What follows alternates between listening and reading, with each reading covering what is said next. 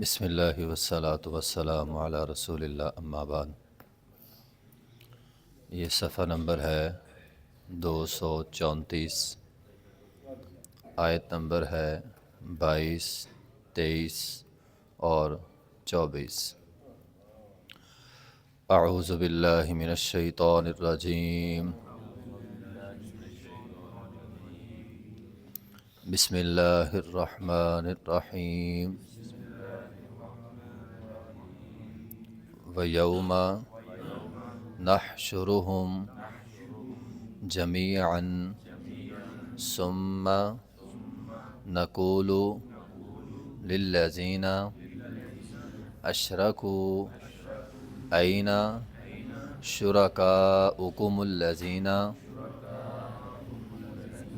كُنْتُمْ تَزْعُمُونَ ثُمَّ لَمْ تَكُنْ فِتْنَتُهُمْ إِلَّا أَنْ قَالُوا وَاللَّهِ رَبِّنَا مَا كُنَّا مُشْرِكِينَ انظُرْ كَيْفَ كَذَبُوا عَلَىٰ أَنفُسِهِمْ وَضَلَّ عَنْهُمْ مَا كَانُوا يَفْتَرُونَ۔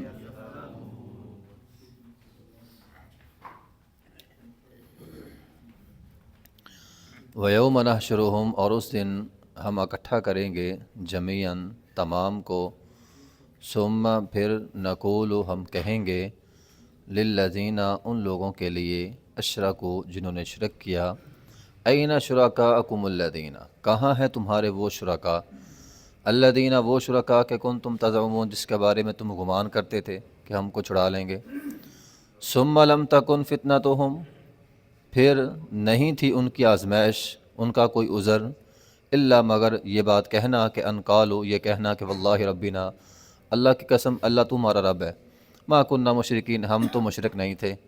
انظر آپ غور کریں دیکھیں، کیف کیسے، کذبوا جھٹلایا انہوں نے، علی انفسہم اپنے آپ کو، وضل عنہم اور گم ہو گئے ان سے، ما کانوا یفترون جو وہ دنیا میں باندھتے تھے۔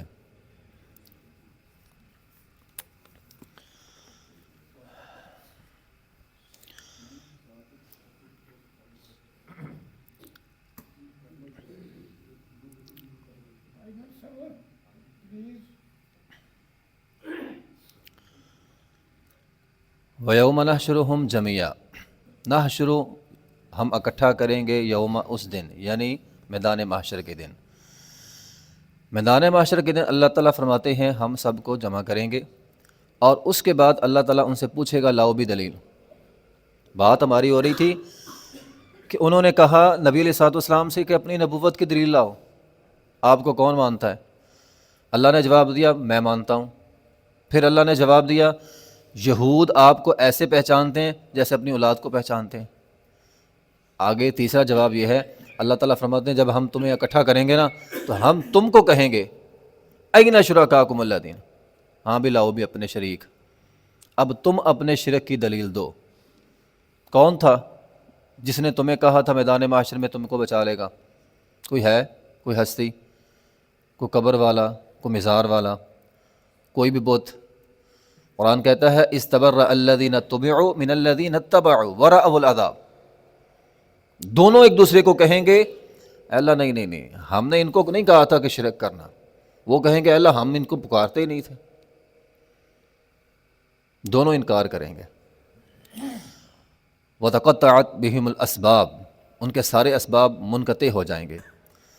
تو قرآن کہتا ہے این شرکاکم الذین کنتم تزعمون گمان کرتے تھے۔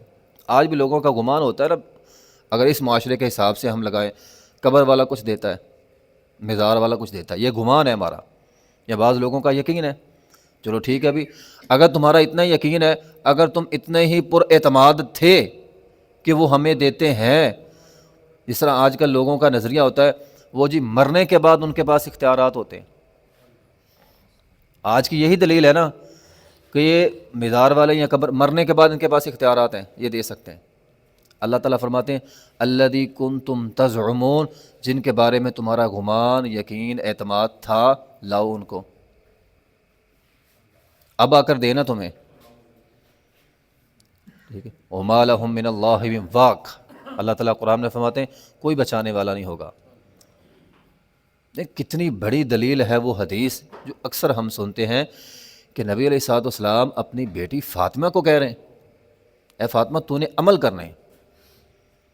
اس سے میں سمجھتا ہوں بڑی بات کیا ہو سکتی ہے کہ نبی علیہ الصلوۃ والسلام اپنی بیٹی فاطمہ کو کہہ رہے ہیں عمل کرنے ہیں، اگر اللہ کا عذاب آ گیا میں تجھے نہیں بچا سکوں گا۔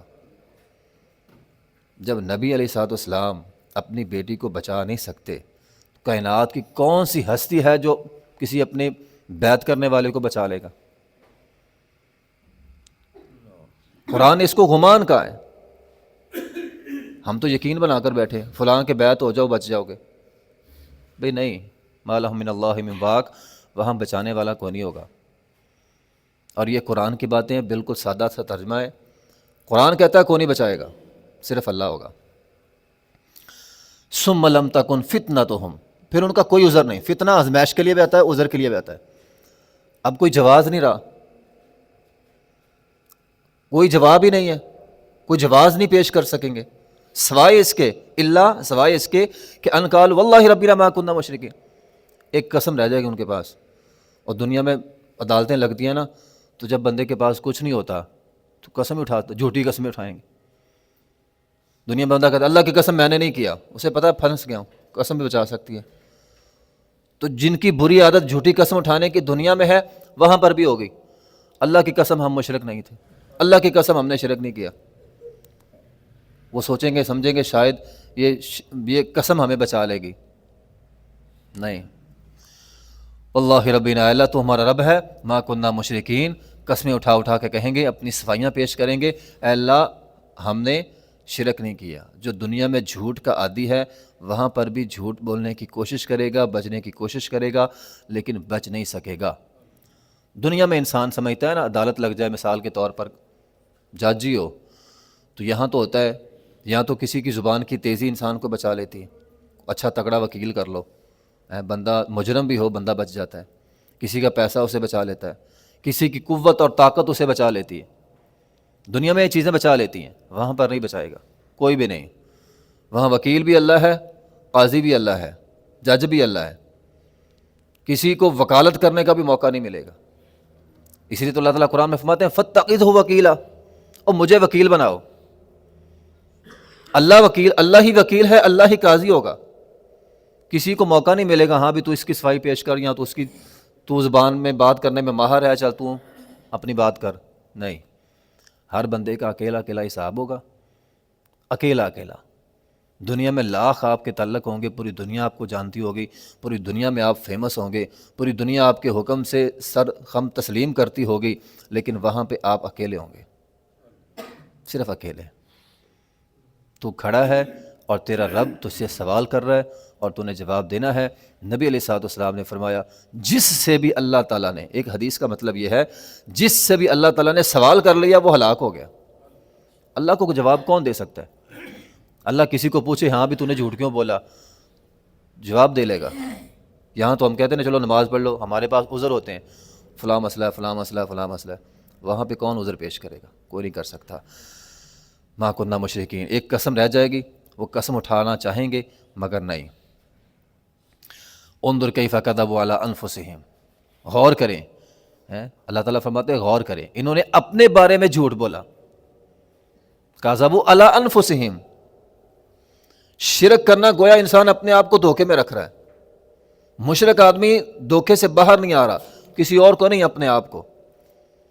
اس نے اپنے دل کو یہ بات سمجھائی ہے کہ یہ قبر والا دیتا ہے، اس نے یہ دل کو بات سمجھائی ہے۔ اب دیکھو نا سادہ سا ترجمہ، کذبوا علی انفسہم، کسی اور کے بارے میں نہیں، اپنے بارے میں جھوٹ بولتے رہے، اپنے آپ کو تسلی دی انہوں نے کہ یہ دیتا ہے، دیتا تو اللہ تھا۔ بندہ یہی سمجھاتا نا اپنے آپ، نہیں فلاں دیتا ہے، فلاں جگہ جائیں گے، وہاں جا کر مانگیں گے اولاد مل جائے گی، 18 سال ہو گئے شادی کو، بندہ یہی کہتا ہے۔ کذبوا علی انفسہم، اللہ تعالیٰ فرماتے ہیں انہوں نے اپنے آپ سے جھوٹ بولا، اپنے دل کو مطمئن کیا، دل کو توحید پر مطمئن کرنا تھا، اللہ کی ذات پہ مطمئن کرنا تھا، لیکن انہوں نے شرک پہ مطمئن کر لی. کذبوا علی انفسہم. اچھا دنیا میں جھوٹ بول کر اپنے دل کو مطمئن کر لیا. وضل عنہم ما کانوا یفترون. اگلا لفظ ہے وضل عنہم، گم پائیں گے عنہم ان سے، ما کانوا یفترون جن کے بارے میں وہ جھوٹ بولتے تھے، جو انہوں نے گھڑا تھا. افطرا گھڑنے کو بھی کہتے ہیں. اب جو باطل، اللہ کے علاوہ سب باطل ہے، اللہ کے علاوہ جس کی عبادت کرتے تھے سب گم پائیں گے. اس کے دو مطلب ہیں. ایک تو مطلب یہ ہے کہ دہشت اتنی زیادہ ہوگی میدان محشر کی کہ یہ بھول ہی جائیں گے یہ کس کی عبادت کرتے تھے. دو لوگ چور پکڑے جائے نا، یا ایک پکڑا جائے، وہ نہیں میرا اس کے ساتھ کوئی تعلق نہیں، میں اس کو جانتا ہی نہیں ہوں. دنیا میں ہم کہتے ہیں نا میں اس کو جانتا ہی نہیں ہوں، پتہ نہیں یہ کون ہے. وہاں پہ بھی ایسے کہیں گے ہم تو جانتے ہی نہیں. وہ جن کی عبادت کرتے تھے وہ کہیں گے اللہ ہم نہیں جانتے ان کو. اب اپنے معبودوں کو، دوسرا مطلب معبودوں کو گم پائیں گے، کوئی مدد کرنے والا نہیں ہوگا. کوئی نہیں آ کر کہے گا میں تیری سفارش کرتا ہوں، میں بڑی کرنے والی تھا، میں نے یہ کیا، دنیا میں اتنی بڑی بڑی کرامتیں دکھائی ہیں، آج میں آتا ہوں میں تمہاری مدد کروں گا. وضل عنہم ما کانوا یفترون جن کے بارے میں انہوں نے گمان کیا تھا، گھڑا ہوا تھا، جن کو بنا کے رکھا ہوا تھا، وہ کوئی نہیں آئے گا. تو یہ 3 آیات بالکل واضح آیات ہیں شرک کے حوالے سے. جس کو بھی دنیا کے اندر غیر اللہ کے علاوہ پکارا جاتا ہے، روزی مانگی جاتی ہے، اولاد مانگی جاتی ہے، شفا مانگی جاتی ہے، اللہ کے علاوہ کسی سے بھی، وہ غیر اللہ ہے اور یہ شرک ہے. کل قیامت کا دن ہوگا، اس کا حساب دینا پڑے گا اور وہاں پہ کوئی حساب نہیں دے سکے گا. اس لیے صرف اللہ ہے، اللہ کو پکارنا چاہیے. ٹھیک ہے نا، اللہ کو پکارے. آپ کو اولاد چاہیے، 18 سال ہو گئے، 20 سال ہو گئے، ابراہیم علیہ السلام بوڑھے ہو گئے، 80 سال ہو گئے تھے، 80 سال بعد بیٹا ملا ہے. ابراہیم علیہ السلام نے کسی کو نہیں پکارا اللہ کے علاوہ، 80 سال کے بعد اللہ نے دے دیا. دینا اللہ نہیں ہے. ہاں وہ ایک حدیث ہے کہ نبی علیہ السلام نے فرمایا اللہ تعالیٰ بندے کے گمان کے مطابق ہوتا ہے. بعض اوقات بندہ شرک پہ ذہن بنا لیتا ہے. وہ جنہوں نے 360 بت رکھے تھے بیت اللہ میں، ان کو بھی اللہ دیتا تھا.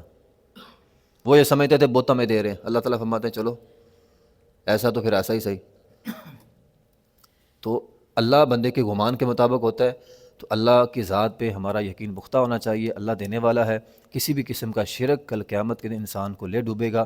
شرک کے علاوہ ممکن ہے اللہ تعالیٰ انسان کو معاف کر دے، شرک اللہ تعالیٰ نے معاف نہیں کرنا. وآخر دعوانا الحمدللہ رب العالمین.